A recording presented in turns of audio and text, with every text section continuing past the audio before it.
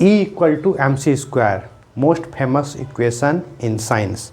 Almost everybody who has some education knows this equation, E equal to mc square. This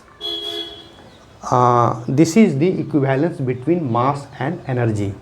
Before this discovery, everybody assumed that mass and energy both are independent quantity, but Einstein showed this that energy and mass both are equivalent, and this formula is the part of special theory of relativity, or basically conclusion part of special theory of relativity. In special theory of relativity, mass is not fixed, but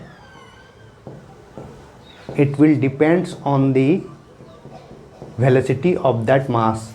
If velocity of the any mass or point particle is near approaching to the velocity of light, then the relativistic mass of that particle will be approaching infinite, which is completely different from the Newtonian mechanics. In Newtonian mechanics, mass is a fixed thing, m is constant, but in relativity mass is not constant.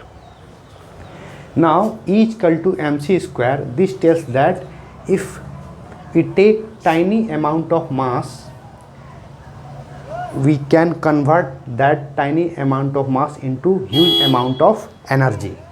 So suppose m is 0.0001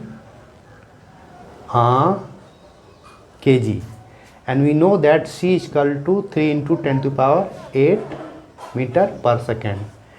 If we multiply this, we will get 001 into 9 into 10 to the power 16 kg meter square per second square, or 9 into 10 to the power 13 joule. This is huge amount of energy. And basically this equation also tells that all the stars and sun emitting energy or producing huge amount of energy from little amount of mass.